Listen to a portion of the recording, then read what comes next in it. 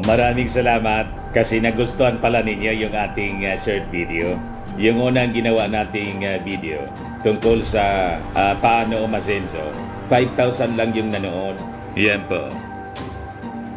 5,000 views. Ngayon, yung pangalawang video ginawa natin, dumami, dumuble, naging 10,000. Yan o.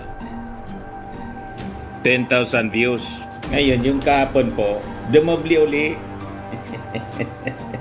Sobra pa sa doble. Yung topic natin, may kilala kayong inggitero. Watch this. Makaka-relate kayo. Nagpapagang mga balita at pagtalakay sa mga isyu ng lipunan. Pulsa! Opinyon, banat at paglalantad sa katotohanan. Pulsa! What you see is what you get. You decide. 24,000 po. So ang ibig sabihin po, nagustuhan ninyo, nakaka-relate kayo sa mga topics na ating pinag-uusapan. Sawa na siguro kayo sa politika rin.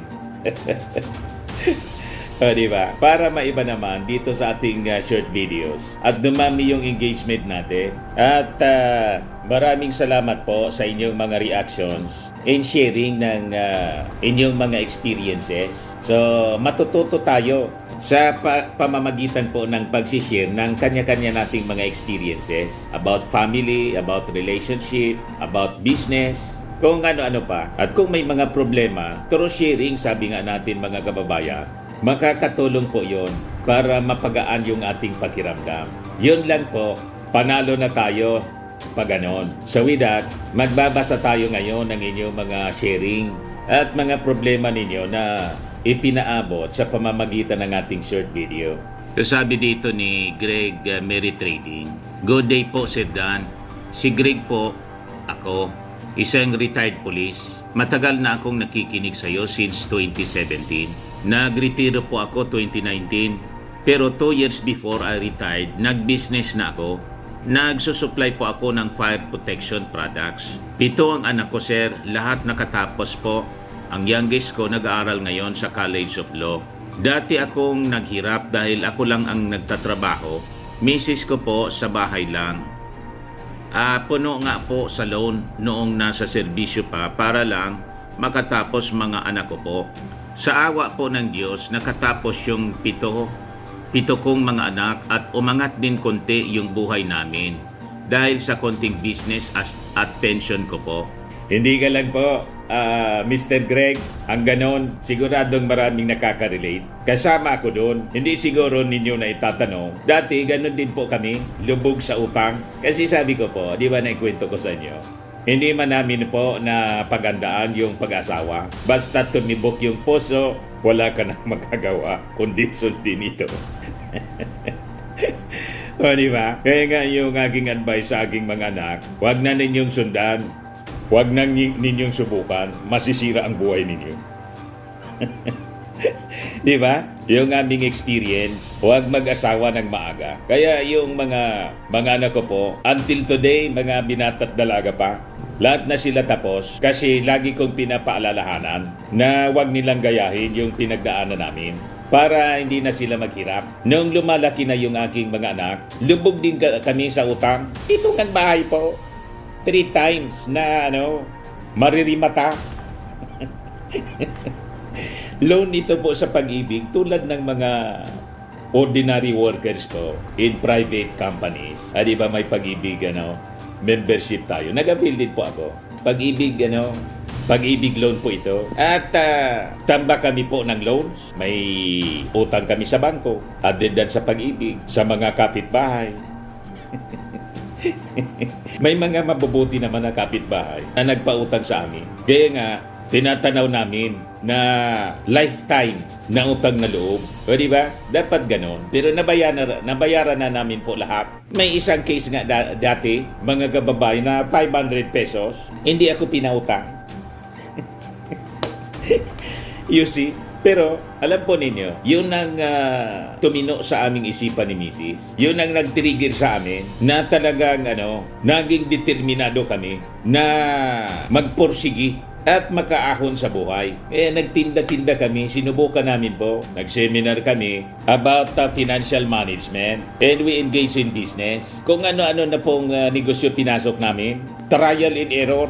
Ganun naman sa buhay po. Hanggat dumating sa pagkakataon, sabi nga, tama yung sabi sa Bible, kailangan lang na magtiwala ka sa ating Panginoon. I ask for guidance sa ating Panginoon. Sa balitang yan, click subscribe muna dito sa ating YouTube channel and hit the notification bell para lagi po kayong updated sa mga kaganapan dito sa ating bansa. Like and share na rin po ninyo ang ating video. At huwag na rin po ninyo na skip yung ating mga commercial ads para tuloy-tuloy lang ang pag-unlad ng Bagong Pilipinas. Sa mga nagana po ng malinis and spacious fitness gym, pumunta lang po kayo sa aming Colossal Fitness Gym. We also offer Grab Car Rental with our brand new 2023 model ng Toyota Innova. We also accept booking for those who are planning to travel via PAL, Cebu Pacific, and other airline companies, local and international, and bills payment for Meralco Bills, Aleco Bills, PLDT, etc. Ang Colossal Fitness Gym is located at 3rd floor Security Bank Building, Lanco Business Park, Legazpi City, Albay. For inquiries, look for Gilon Maravillas, contact number 0966-802-0949. Yan po yung aming Innova. Lagi na pong matao sa amin.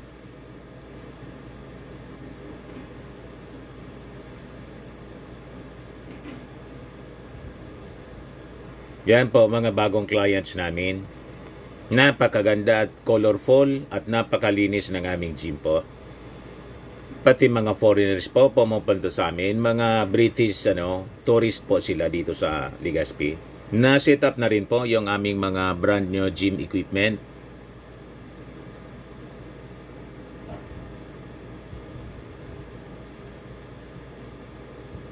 May treadmill na rin po kami. Ito naman po yung bago naming product na binibenta online. Eye Glow Serum, whitening po siya. Tingnan ninyo yung epekto sa aking anak na architect before and now. Yung mga inquiries po ninyo, dumiretso na lang kayo sa kanyang Facebook account, Riz Maravillas. Ito naman po, Firmax Firming and Lifting Cream. Pinapahid po sa mga pulses in affected area. Mainam po sa paninigas ng mga kasukasuan. Ito naman po, Automax Radiant Serum. Sa mukha naman yung application. Anti-aging po siya. You will look 10 years younger than your age. Sa mga cancer patients naman po, baka lang gusto ninyo itong itry. Neng siya red mixed fruit drink. Hindi mo po siya gamot, food supplement siya. Kaya lang, gawa siya mga kababayan sa goji berry. Yung goji berry may anti-cancer properties. O ngayon, yung mga inquiries ninyo, dumiretso na lang kayo sa aming messenger sa Facebook para masagot namin agad. Ayos pa? Ayos na ayos niya, Mr. Maravilla. Dapat naming business na pasukin. Ayon, tumama kami po sa RF3. Yung tinitinda-tinda ko po na facial. Lahat ng utang namin sa bangko, sa pag-ibig, sa kapitbahay, nabayaran namin po. So, the rest is history. Ngayon, okay na po kami. O, di ba? Kaya wag mawala ng pag-asa at dapat marunong tayong tumanaw ng utang na loob at laging magpasalamat doon sa mga nag-bless sa atin na mga kaibigan natin at kakilala. Wag yung pag nag-utang po, nakasulat sa tubig. O, di ba? Masisira yung reputasyon ninyo pag ganon. O, ito, galing naman po kay Elvira Graho. Sabi niya, Mr. Maravillas, gusto ko rin pong umasenso. While we are still alive, can teach how to be a millionaire. Nagsikap since 16 years old ako. Now, I am 72 years old. Years of age. Still want to become successful. Kasi ako lang ang inaasahan sa aming pamilya. With the help of God, I am still trying to succeed and help my family. Please, to become content creator like you po so that I can do online business. Thank you po. Maganda po yung inyong adhikain. Tama po yung inyong mindset na kahit po kayo retired na, ang importante doon, hindi pa kayo retarded. Retired, but not yet retarded. O ngayon, para ma-inspire ka po, alam niyo po ba na si Colonel Sanders, yung may-ari ng KFC, naging successful siya at na-establish yung kanyang business at age 65 yata yon. Malapit po sa edad ninyo. So, ang edad po talaga is just a number. Importante, patuloy yung pangarap. Nagtagumpay siya. Very inspiring yung kanyang kwento. More than 1,000 times siyang nag-offer ng kanyang chicken. Hindi siya tumigil. Kahit maraming nag-reject sa kanyang nilutong chicken. Then, after 1,009 times dumating yung kanyang pagkakataon. May nagusto sa kanyang chicken at nag-invest sa kanyang recipe. Ito na siya ngayon. Multi-billion business na po yung KFC. So ano yung lesson doon? Try and try until you succeed. Never surrender. Habang buhay, may pag-asa. Yung kasabihan po na try and try until you die. Totoo pala yun. Nangyari kay Colonel Sanders ng KFC. Mangyayari po sa inyo. Maniwala lang po kayo. Ngayon, gusto ninyong maging content creator. Ito yung tanong ko sa inyo. Ano yung skill ninyo? Kung ano yung skill ninyo, dapat doon kayo mag-focus sa inyong content. At yung sikreto po ng pagiging content creator, consistency po sa inyong ginagawa. Dapat focus lang kayo. After na ma-identify ninyo yung inyong interest, na gustong gawin based sa inyong skill, then you do it consistently. Hindi yung gumawa ka ngayon, bukas ayaw mo na. Di ba? Mindset po. Kailangan ma-acquire mo yung mindset ng mga successful people para you succeed sa iyong ginagawa. Pag hindi po, madali kang ma-discourage, ay wala. Tama yung old saying, kung walang tiyaga, walang nilaga. So, siguro, yung mga nakasubaybay sa akin, di ba sabi mo, 2017, nanonood ka na sa akin. Gayahin mo lang kung ano ang aking ginagawa. Consistent po ako, di ba? Ang upload ko po dito sa aking channel, kasi yung channel ko po, 6.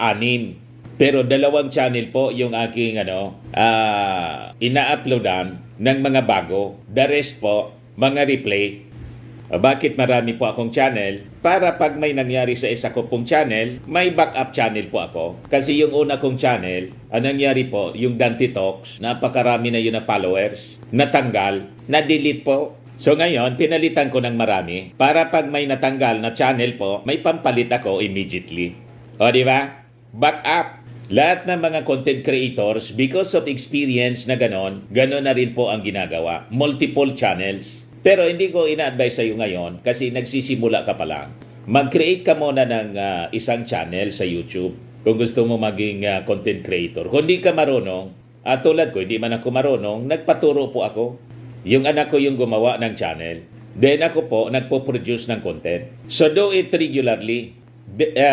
Based sa inyo pong interest, para hindi kayo nagsasawa. Halimbawa ako, broadcaster ako kasi journalist. So my interest is politics. So I focus on my discussion about politics. Ngayon, nag-diversify tayo. Sabi ko, baka yung iba nagsasawa na sa topic ng politics. Nung nasa mainstream media kasi po ako, I am discussing topics about family, relationships. So naisip ko yon, ito na yung aking ginagawa ngayon. O tingnan mo, yung first video ko, 5,000. Second video ko, 10,000 yung nanood. Ngayon, 24,000. So, importante lang, sa isang content creator, you have to be consistent. After na ma-identify mo kung ano yung gusto mong gawin, based on your skills, you do it immediately. Hindi bukas, hindi sa makalawa. Do it now.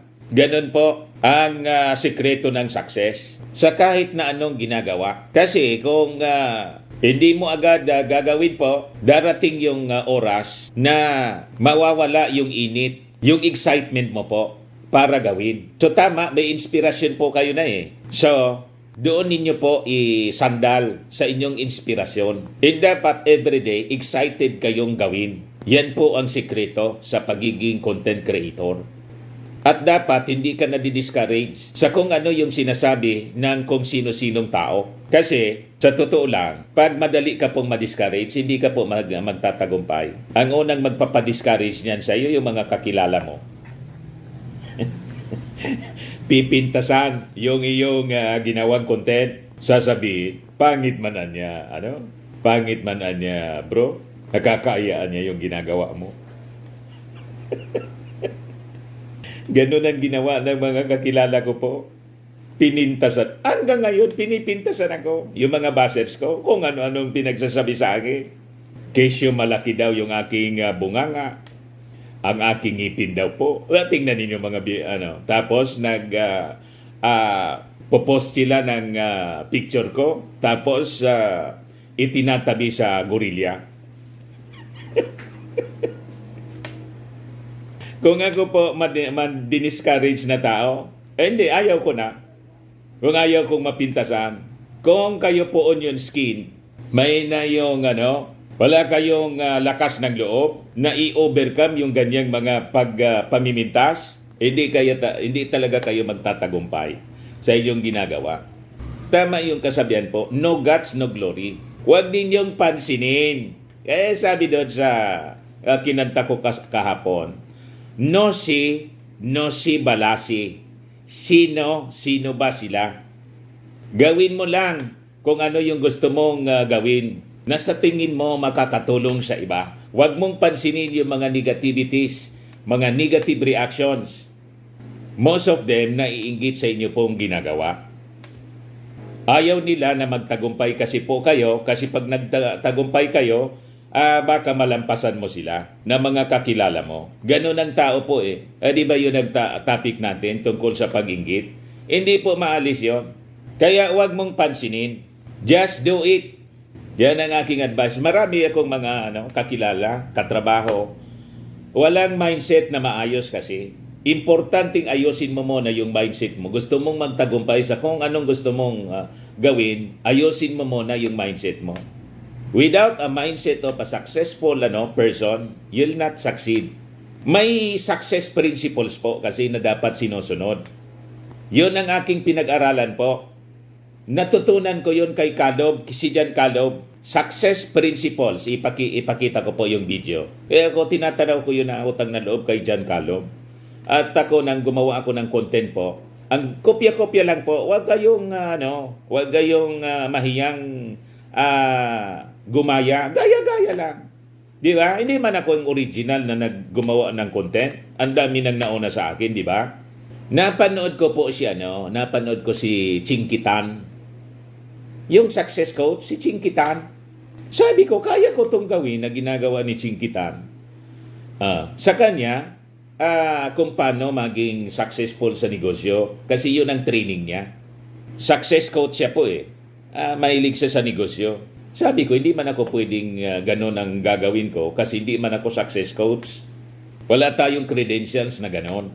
Sabi ko, I have my credentials and work for 40 years as a broadcaster, as a journalist.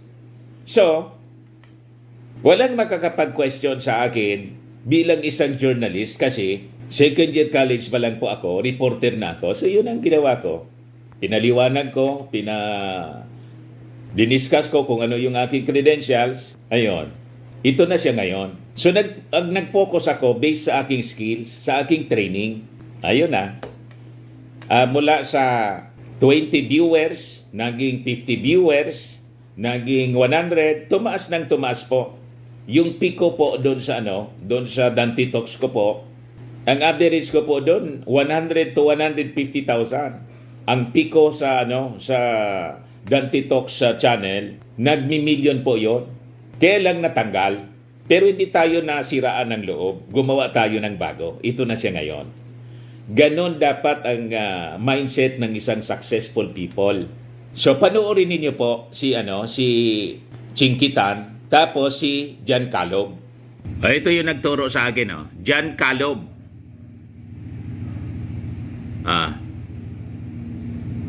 Pumunta siya rito. Nag-seminar sa amin. Binigyan ako ng ticket. 150 pesos yung ticket. Sabi ko, wala mang mawawala. Panoorin ko nga kung ano yung sinasabi niyang success principles and millionaire's mindset. Tingnan ninyo mga kababayan. Ginawa ko yung kanyang mga success principles and millionaire's mindset. Nagtagumpay po tayo. Kaya binabalik ko nga po sa kanya. Ina-acknowledge natin yung ating mga natutunan sa kanya. Ayos? Yun po, Madam Elvira Graho, ang may advice ko po sa inyo. Ito, isa pa, maraming mga comments dito, reactions. Tatlo lang yung pwede nating ma-accommodate. 117 comments po. Pagpasensya na ninyo kung hindi natin maubos kasi pag binasa ko po lahat, hindi na ito short video. Baka abutin tayo ng 3 oras. Di ba? So magpipila lang po ako. Itong susunod na babasahin natin, parang kilala ko to. Naging client ko yata to sa Firmax Automax, si Madam Gloria Hill. Tama ba yung basa ko? Sabi niya, tama po kayo Sir Dan, dapat alisin sa katawan yung inggit at masama yun. Ako po si Gloria Hill, Sir Dan. Nangarap din ako noong dalaga pa ako dahil sa hirap ng buhay sa Pinas. Kahit anong pagtatrabaho dyan sa Pinas, walang asenso talaga.